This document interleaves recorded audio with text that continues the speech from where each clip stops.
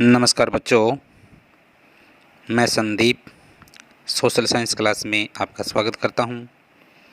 8th class का history का जो हमने नया चैप्टर की शुरुआत की है, जब जनता बगावत करती है, 1857 और उसके बाद। आज हम जो है अभ्यास के प्रश्न है उसको रीड करेंगे। हमारा पहला प्रश्न है,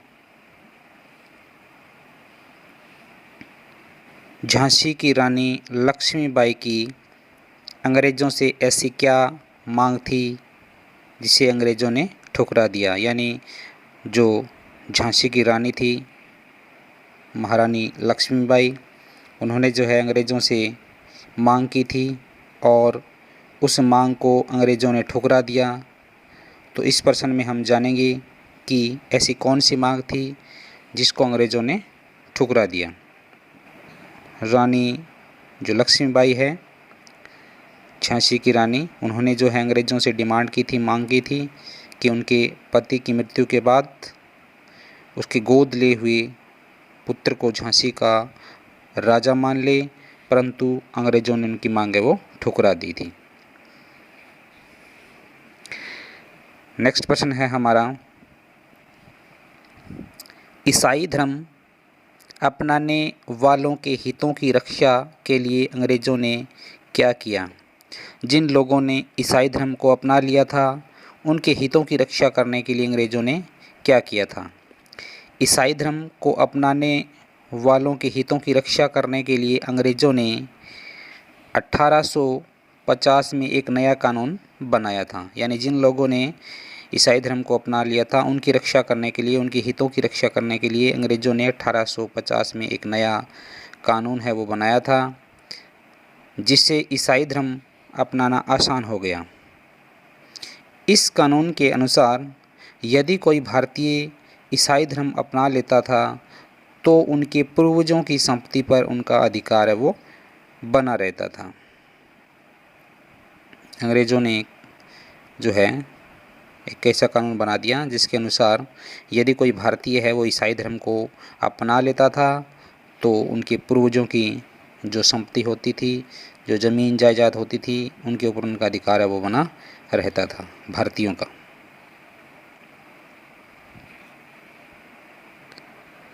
नेक्स्ट प्रश्न है हमारा, सिपाहियों को नए कारतूस पर क्यों ऐतराज़ था। सिपाहियों को ऐसा लगता था कि नए कारतूस पर गाय तथा सूअर की चर्बी का लेप लगा हुआ है। सिपाहियों को ऐसा लगता था कि जो नए कारतूस है उनके ऊपर गाय और सूअर की चर्बी का लेप लगा है। प्रयोग करने से पहले, उन कारतूसों को चलाने से पहले, प्रयोग करने से पहले उनको जो है मुंह से छीलना पड़ता था। इसी कारण सिपाहियों को इन कारतूसों पर ऐतराज़ था और उन्होंने इन कारतूसों के साथ सैनिक अभ्यास करने से मना कर दिया। 85 सैनिकों को नौकरी से हटा दिया। उन्हें अपने अधिकारियों का आदेश न मानने के आरोप में 10-10 वर्ष की सज़ा भी सुनाई थी। नेक्स्ट आपका, अंतिम मुग़ल बादशाह ने अपने आखिरी साल किस तरह से बिताए। अंतिम मुग़ल बादशाह जो है बहादुर शाह जफ़र थे, दिल्ली के लाल किले में रहते थे। लेकिन जब 1857 का विद्रोह हुआ था तो सैनिकों की एक टोली है वो दिल्ली पहुंची थी और लाल किले का दरवाज़ा है वो खुलवाया और उनको सैनिकों का नेतृत्व करने के लिए मनाया था।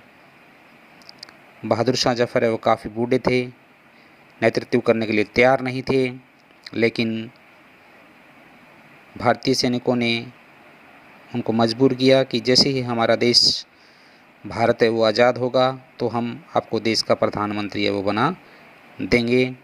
इस पर जो है बूढ़ा शेर बहादुर शाह जफ़र है वो राज़ी हो गया था। तो अब जो है प्रश्न यही है कि अंतिम मुग़ल बादशाह ने अपनी आखिरी जो साल है वो किस तरह बिताई थी। विद्रोह के बाद सितंबर 1857 में, जो 1857 का विद्रोह हुआ था, उस विद्रोह के बाद दिल्ली पर दोबारा अंग्रेज़ों का अधिकार हो गया।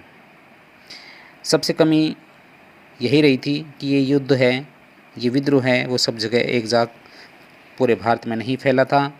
इसके कारण जो है अंग्रेज़ों ने जहाँ जहाँ फैला वहाँ वहाँ इसको दबा दिया था।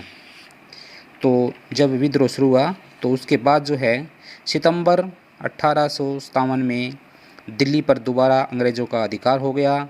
अंतिम मुग़ल बादशाह बहादुर शाह जफ़र पर मुकदमा चलाया गया और उन्हें आजीवन कारावास का दंड सुनाया गया।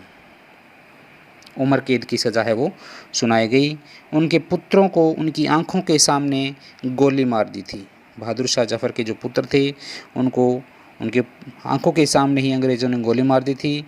बहादुर शाह और उनकी पत्नी बेगम जिन्नत महल को अक्टूबर 1858 को जो है रंगून जेल में भेज दिया और इस जेल में नवंबर 1862 में बहादुर शाह जफ़र ने अंतिम सांस ली थी। इस प्रकार बहादुर शाह ने अपनी अंतिम साल है वो जेल में बिताए। जेल की चार दीवारी में जो है उन्होंने घुट-घुट कर ये जो साल थे उन्होंने गुजारे थे। तो आज के लिए इतना ही। Thank you. Have a good day.